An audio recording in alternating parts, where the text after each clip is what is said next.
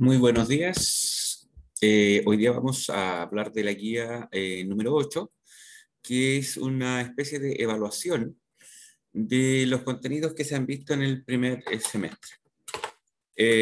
La primera parte de la guía recuerda lo que se vio al principio del semestre, que tiene que ver con los números decimales. Ya recordar, ¿no es cierto?, que los números decimales son aquellos que se representan con una coma y que están compuestos de esta forma. Ya tienen una parte entera, que es lo que está antes de la coma, y una parte decimal, que sería lo que está después de la coma. En este caso, ¿no es cierto?, tenemos 345,624. En la parte entera, que es la parte que está antes de la coma, a la izquierda de la coma, reconocemos los elementos de los números. La primera cifra, en este caso el 5, es la unidad, después viene la decena, después la centena, unidad de mil, decena de mil, etc. Y hacia el otro lado, después de la coma, hacia la derecha de la coma, tenemos la primera cifra se llama décimos, la segunda centésimos, milésimos, la siguiente sería 10 milésimos, 100 milésimos y así sucesivamente. Eh, Ubicar o saber el nombre de la cifra que hay después de la coma nos ayuda a leer mejor el número. ¿Ya? Si hay una sola cifra después de la coma, se lee décimos. Si hay dos cifras después de la coma, centésimos.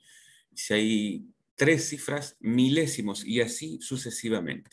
¿Ya? Por ejemplo, acá, en este número que está aquí, 2,35, tengo dos cifras después de la coma. Por lo tanto, este número de aquí se leería dos enteros, 35 centésimos. ¿Ya? En este cuadrito les pide identificar los elementos esenciales de un número decimal, que sería la parte entera, que es lo que está antes de la coma, y la parte decimal, que es lo que está después de la coma.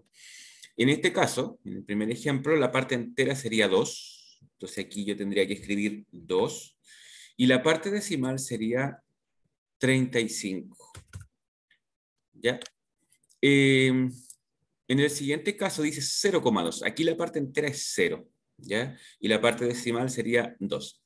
Y eso es lo que hay que hacer en esta parte, ¿no es cierto?, en este cuadrito que presenta la guía. Luego, hacemos un recuerdo del concepto de los números enteros. Recordemos que los números enteros son aquellos que son exactos, ¿ya? No decimales.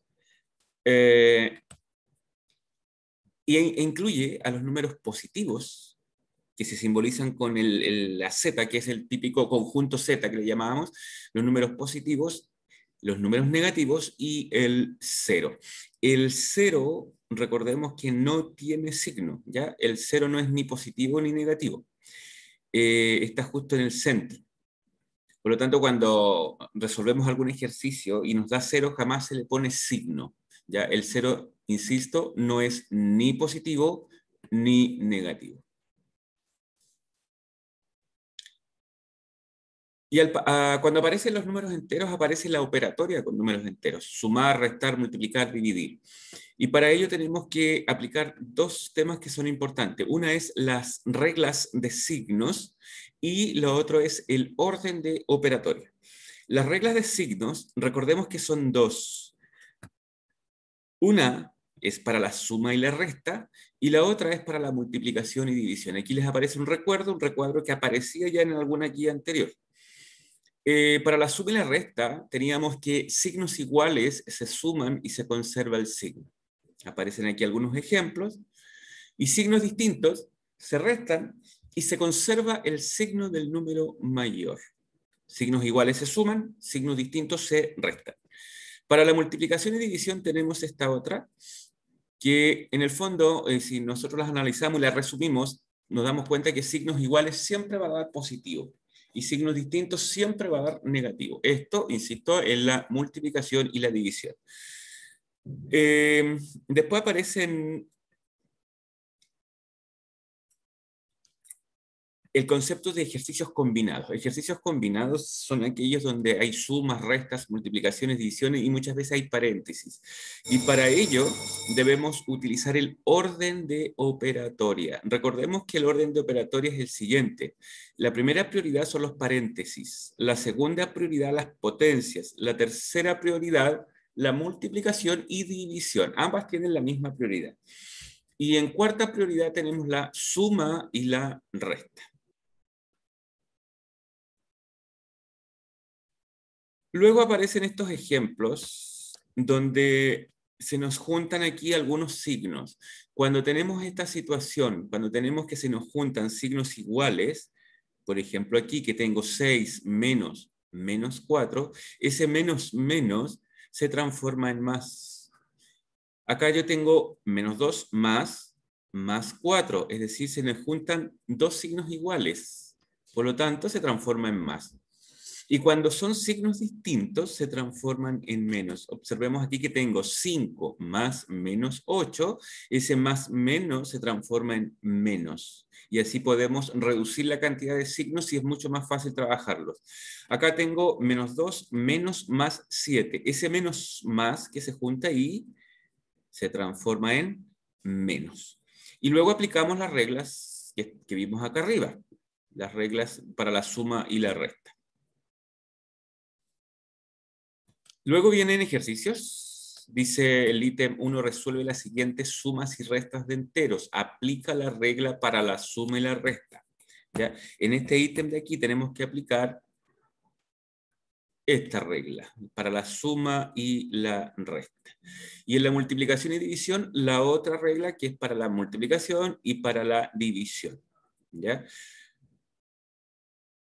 Después viene el tema que les hablaba recién de los ejercicios combinados cuando tenemos mezclas de signos. Aquí, por ejemplo, yo tengo 6 más menos 7. Recordemos que ese más menos se transforma en menos. Ese menos menos, aquí yo tengo menos 7, menos 8, ese menos que está ahí se transforma en más. La idea es reducir la cantidad de signos. En el B no hay problema porque tenemos menos signos y cada número tiene su signo. Ya, tenemos que aplicar la regla de la suma y la resta. Acá tenemos ejercicio también con paréntesis. Recordemos que primero resolvemos los paréntesis. Después aparecen ejercicios de multiplicación, división, suma y resta, todo combinado. Y aquí es importante el orden de operatoria. Primero hacemos las multiplicaciones y divisiones, luego las sumas y las restas. Tenemos que observar el orden de operatoria que es el que está aquí. ¿Ya? Este orden de operatoria es el que se aplica en estos ejercicios combinados donde hay paréntesis.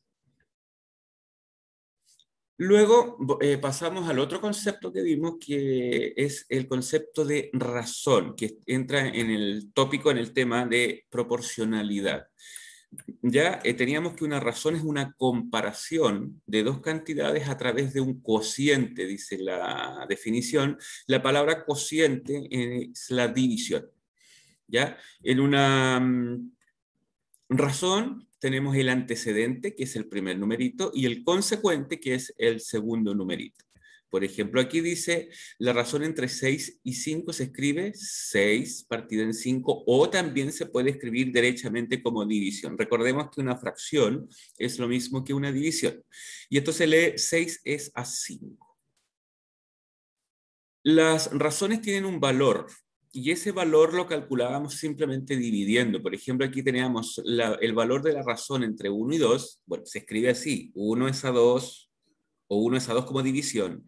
Y si yo quiero saber el valor de esa razón, simplemente se divide 1 dividido en 2, en ese orden. Y en este caso me da que el valor de esta razón es 0,5 o 5 décimos. Acá tenemos otro ejemplo y nos damos cuenta que simplemente se divide. Es lo que nos pide después el ítem que viene a continuación, que dice, escribe la razón entre los pares de números dados y calcule su valor. Es decir, tenemos que dividir 7 dividido en 5. Acá 6 dividido en 18. Acá 20 dividido en 80. Luego, veíamos el concepto de proporción. Una proporción es una comparación entre dos razones. Se fijan que anteriormente vimos lo que es razón. Ahora, dos razones van a formar una proporción si cumplen algunas características que tienen que ver con este concepto que está aquí.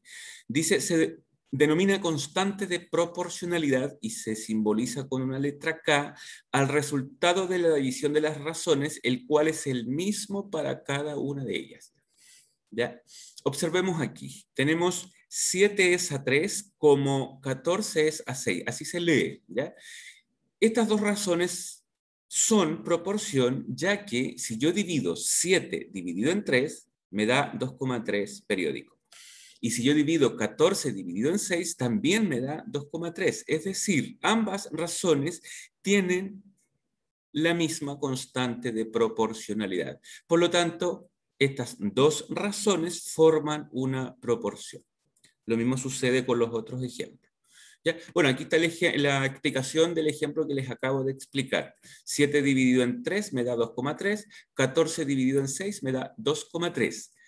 ¿Ya? Por lo tanto, forman una proporción ya que sus constantes de proporcionalidad, es decir, la letra K, son iguales.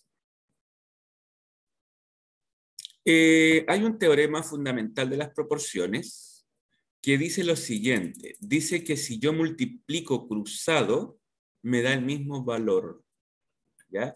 Si yo multiplico cruzado, insisto, me da el mismo valor. Eso es lo que está diciendo en ese recuadro. Y si vamos desde esta expresión a esta de acá, también es al revés. Es decir, desde la multiplicación podemos formar proporciones. Algunos ejemplos aquí. Por ejemplo, yo tengo 3 es a 4 como 9 es a 12. Si yo multiplico cruzado, y acá tengo la explicación, 3 por 12 me da 36. 3 por 12 me da 36. Y 4 por 9 también me da 36. Por lo tanto, como al multiplicar cruzado me da el mismo valor, entonces yo digo que estas dos razones forman una proporción. Esto que yo estoy haciendo aquí de multiplicar cruzado es lo que llamamos la regla de 3, ¿ya?